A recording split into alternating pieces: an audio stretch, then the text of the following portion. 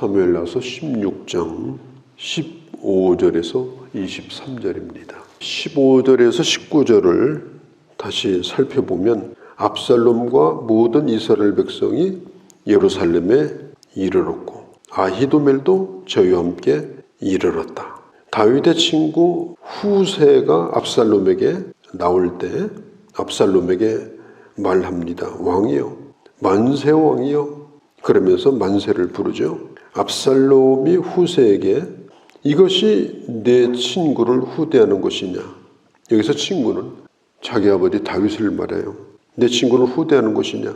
어찌하여 내 친구와 함께 가지 아니하였느냐. 후세가 압살롬에게 그렇지 아니하나이다. 내가 이 백성 모든 이스라엘의 택한 자에게, 그 택한 자가 누구냐면 압살롬이에요.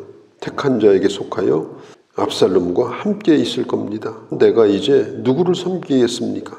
그 아들이 아니니까. 그 아들은 다윗의 아들인 압살롬을 가르쳐요. 그 아들이 아니니까 내가 전에는 왕의 아버지를 섬긴 것 같이, 여기서 아버지는 다윗입니다.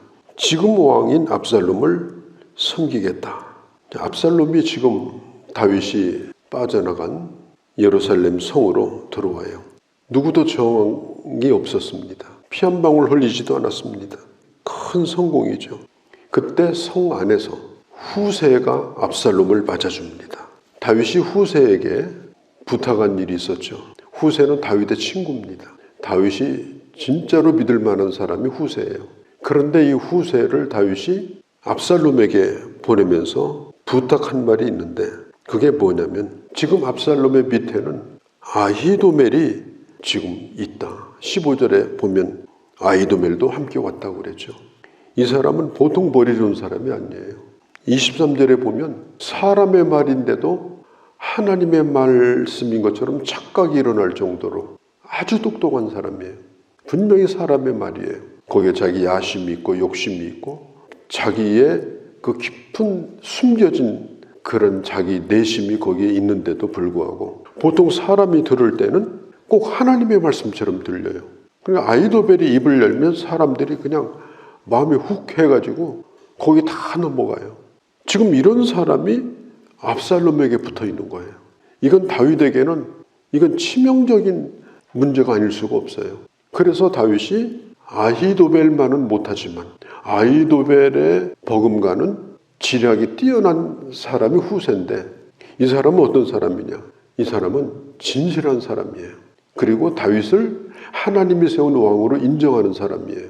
그래서 후세에게 당신이 압살롬에게 가서 붙어라. 다시 말해서 위장으로 그렇게 항복을 하고 들어가라. 그를 위해서 일하는 것처럼 해라.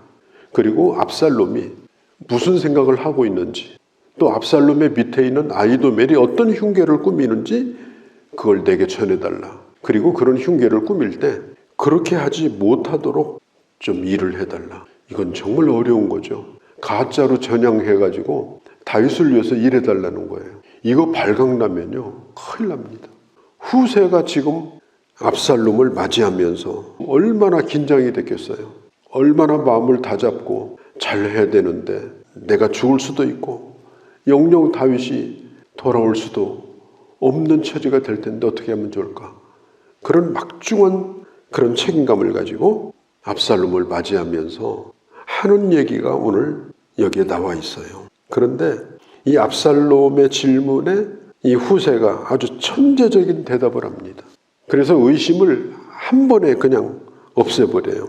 후세는 당신은 왕의 아들이다. 분명히 그렇게 말합니다. 그리고 다윗은 당신의 아버지다. 왜 그런 얘기를 했을까요? 앞에 보면 이런 얘기를 해요. 압살롬이 자기 아버지에 대해서 너 네 친구에게 붙어 있어야 되는 거 아니냐. 그 친구가 누군가 하면 자기 아버지예요. 아버지라고 부르지도 않아요. 네 친구에게 붙어 있어야지 왜 나한테 왔냐. 그게 네 친구를 위하는 일이냐. 그러면서 아버지라는 말을 한 번도 안 합니다. 그러니까 세상에 없는 나쁜 놈이에요. 이 압살롬이. 이미 아버지를 죽이려고 마음먹었기 때문에 자기 아버지라고 생각을 안 하는 거예요. 후세가 계속해서 말하는 거예요. 당신은 왕의 아들이다. 그리고 다윗은 왕의 아버지다. 아버지라는 말, 아들이라는 말을 의도적으로 후세가 사용해도 전혀 눈치를 못 채요. 이미 그 마음에 그 악한 것으로 가득 차 있기 때문에 눈이 멀어 있는 거예요. 그러니까 성경에 보면은 역대상 27장 38절에 보면 이 아히도멜은 왕의 모사가 되었고, 아히도멜은 왕의 모사가 되었고 후세는 왕의 벗이 되었다, 이런 말씀이 나와요. 왕의 친구가 되었다. 이 아히도멜이라는 사람은 틀림이 없는 사람이에요. 아히도멜이 시키는 대로 하면 일이 돼요. 머리가 굉장히 좋아요. 일이 되게 하려면 아히도멜의 말을 들으면 돼요. 안 되는 것도 돼요. 그러니까 마치 그 사람의 말이 법처럼 들렸고 하나님의 말씀처럼 들릴 정도로 권위가 있었어요. 다윗은 그 아히도멜의 도움을 받았습니다. 정책을 결정할 때든지 중요한 일을 할 때. 후세는 아히도멜만큼 지혜가 있는 사람인데 이 사람은 지혜만 있을 뿐 아니라 믿을 만한 사람이에요. 그래서 성경은 다윗의 친구다, 다윗의 벗이다, 그렇게 말합니다. 후세는 단순히 머리만 좋은 것이 아니라 일을 잘하는 사람이 아니라 정말로 믿을 만한 사람이었어요. 믿어도 될 만한 사람이었어요. 간첩으로 보내가지고 지금 후세가 압살롬 앞에서 왕이여 만만세 이렇게 할 것을 다윗이 다 알아요. 믿어요. 여기서 운명이 갈리는 겁니다. 단순히 좋은 머리만 가지고 일머리만 잘 처리하는 것 가지고는 안 됩니다. 그 좋은 머리가 거기에 진실이 있어야 되고 변함이 없는 충성이 있어야 되고 그리고 믿을 만해야 됩니다. 이 후세는 바로 그런 사람이었어요. 다윗은 아히도벨을 끝까지 친구라고 부르지 않았습니다. 그의 지혜를 그냥 써먹고 한때 의지한 것뿐이에요. 다윗은 후세가 오랜만에 자기를 찾아왔을 때도 그를 끌어안고 친구로 맞아줬습니다. 그러니까 믿을 만한 사람이 된다는 게 중요한 거예요. 믿을 만한 사람. 하나님의 나라에는 이런 진실한 충성심을 가진 사람이 필요합니다. 그렇지 않으면 다윗이 어떻게 후세를 간첩으로 보내겠어요? 나중에는 이중간첩이 돼가지고 다윗의 가슴에다 칼을 댈지도 모르는 거거든요. 사람 속을 어떻게 알겠습니까? 그러나 다윗은 후세를 믿은 거예요. 나중에 아히도멜은 압살롬이 혁명에 실패한 뒤로 자살해서 죽어요. 그리고 후세는 끝까지 다윗의 사람이 돼서 다윗에게 충성을 합니다. 난 어떤 사람으로 살아가는 사람인가? 나는 어떤 스타일의 사람인가? 나는 아히도멜인가? 아니면 나는 후세인가? 내 끝은 하나님 앞에서 충성된 사람이라고 인정받고 친구라고 인정받는 사람인가? 아니면 참 그 사람이 일은 잘했는데 그러나 다시 보고 싶지 않은 사람인가? 다시 한번 우리가 생각을 해봐야 됩니다. 압살롬 밑에서 일을 해요. 후세가 적극적으로 그 일에 참여합니다. 참모회의에도 참여하고 작전회의에도 참여하고 후세는 압살롬의 신임을 얻은 거예요. 우리 예수 믿는 사람은 정체성이 뭔가? 분명히 하나님의 사람이에요. 그런데 우리는 세상 사람으로 살 수밖에 없어요. 하나님의 사람인데 우리는 지금 세상 사람으로 살아요. 요한복음 17장에 있는 것처럼 하나님의 보내심을 받은 자로. 예수님이 제자들을 위한 기도를 하실 때 그런 기도를 했죠. 저들이 이 세상에서 보존되게 해주시고 보존될 뿐 아니라 보냄받은 자로 살게 해달라. 제자로 살게 해달라. 지금 예수 믿는 사람의 처지가 이중국 국적자예요. 하나님의 나라의 국적이지만 우리는 세상의 국적을 가지고 삽니다. 어떻게 보면 대단히 위험한 삶을 사는 거예요. 자칫 잘못하면 이중첩자도 되고요. 자칫 잘못하면 세상에 넘어갈 수도 있어요. 정신을 바짝 차려야 하나님의 사람으로 살 수 있고요. 내가 누군가를 잊지 말아야 제자로 살 수가 있습니다. 세상 속에 있으나 세상에 속하지 아니한 자, 하나님의 주신 사명이 있어서 보냄받은 자, 적진 가운데서 분명히 해야 될 일이 있고 아무리 내가 불리하고 힘들어도 하나님 편을 들고 하나님 나라의 편에 서서 일하는 자로 오늘 우리는 지금 이 세상에 살고 있는 거예요. 여기에 우리의 고민이 있고 우리의 갈등이 있고 그래서 우리는 매일마다 깨어서 내가 누구인가를 끊임없이 확인하고 하나님으로부터 지혜를 얻고 그러면서 하나님의 나라가 무너지고 흔들릴 때 몸을 던져서 목숨을 걸고 그걸 지키고, 그런 사명이 오늘 우리에게 있는 것입니다. 예루살렘 성 안에서 다윗을 돕는 자로 목숨을 담보로 하고 살았던 후세, 우리는 다시 한번 생각해 볼 필요가 있습니다. 이제 압살롬이 성 안에 들어와 가지고, 압살롬은 인물은 정말 기가 막힌 사람인데 머리는 완전히 비어있는 사람이에요. 그래서 어떻게 해야 될지를 몰라요. 성에 들어왔는데 묻는 거예요. 내가 어떻게 하면 좋겠냐. 그러니까 이 아히도벨이 정책을 냅니다. 왕이요. 왕궁을 지키고 있는 전 왕 다윗의 후궁들을 범하소서, 그렇게 말했습니다. 압살롬이 정신이 바로 박힌 사람이라면 그 자리에서 아히도벨을 책망하고 이제는 더 이상 너의 말을 듣지 않겠다 이래야 될 거 아니에요. 그 말을 그대로 받아들입니다. 왜냐하면 예전에는 정권이 바뀌고 왕조가 바뀌면 전 왕을 죽이고, 그리고 그 후궁들을 다 자기 후궁으로 만들어버려요. 범하는 거예요. 그게 그 당시에 하던 일들이었어요. 이 아히도벨의 머릿속에는 다윗이라는 이 왕이 압살롬의 아버지다, 그런 개념이 없는 사람이에요. 반역을 일으킨 압살롬을 돕는 사람으로서 그런 조언을 했는데, 압살롬은 다윗이 자기 아버지잖아요.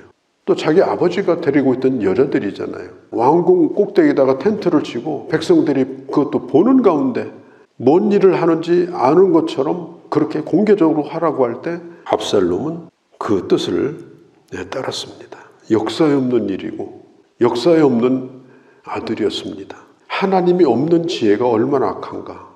하나님이 없는 아주 교활한 그런 권모술수가 얼마나 악한가. 악함에도 불구하고 23절에 있는 것처럼 그런 말들이 권위가 있어가지고 그런 말들을 따라서 정치를 하고 그런 말들을 따라서 나라를 다스리면 그게 바로 국정농단이 되는 거예요. 지금 압살롬이 시키는 일을 그대로 한 겁니다. 아히도벨이 누구죠? 잃어버리신지 모르지만 아히도벨은 밧세바의 할아버지예요. 밧세바는 아히도벨의 손녀뻘 되는 사람입니다. 그런데 다윗 왕이 밧세바를 범하고, 그것도 밧세바가 신혼 때 우리아를 죽는 사지에다 보내서 죽였어요. 그 일을 보고 아히도벨이 다윗을 떠났고, 그리고 세월이 오래 지났지만 그걸 잃어버리지 않고 있다가 압살롬에게 붙어서 지금 다윗에게 아주 무참하게 그 다윗의 명예를 짓밟고 보복을 하는 거예요. 참 무서운 일이죠. 그리고 다윗이 범했던 그런 일도 기가 막힌 일이고, 철저하게 보복을 하는 아히도벨도 참 이 무서운 이런 현실, 이게 바로 우리가 살고 있는 이 세상이 아닌가. 비상한 머리를 가지고 비상한 정책을 짜고 그런 비법을 가르쳐주는, 그것보다 중요한 것은 뭐냐, 하나님이 어떤 뜻을 가지고 계신가, 하나님의 마음은 뭔가. 그래서 지극히 선한 마음으로 하나님의 뜻을 생각하며 충성하는 그런 예수 그리스도의 제자, 교회를 섬길 때도 모름지기 그렇게 섬기고 성도를 대할 때도 모름지기 그렇게 대하고, 그렇게 해서 결국은 하나님을 기쁘시게 하는 대로 살아가는 것, 이게 참 중요합니다. 하나님이 없는 지혜는 결코 하나님 나라를 세울 수가 없고 생명을 살릴 수가 없어요. 우리는 그런 걸 부러워할 필요가 없습니다. 세상의 지혜보다 하나님의 지혜로 충만해서 우리가 하는 일이 작을지라도 그것이 결과적으로 하나님의 뜻이 되어지고, 그리고 나도 하나님 앞에서 아름다운 하나님의 사람으로 설 수 있는 그런 주의 자녀로 살아가는 우리 모두가 되어주시기를 바랍니다. 거룩하신 우리 아버지, 오늘 후세와 아히도벨의 이야기를 들었습니다. 한 사람은 하나님의 말씀이라고 들려질 정도로 착각이 있는 그렇게 뛰어난 지략과 영향력을 가진 사람이었고, 한 사람은 다윗을 하나님이 세운 종으로 알고 지극히 진실되고 충성스러운 마음으로 목숨을 걸고 다윗과 하나님의 나라를 위하여 일했던 후세를 생각해 봅니다. 우리가 하나님이 없는 지혜를 부러워하지 않게 하시고 부족하지만 진실한 마음으로 하나님이 주신 지혜로 주의 일을 받들어 나가는 그러한 저희가 되게 하여 주옵소서. 그래서 우리의 발자취가 아름답게 하시고 하나님의 영광을 드러내는 저희 모두가 되게 하여 주옵소서. 우리 주 예수님의 이름으로 기도하옵나이다. 아멘.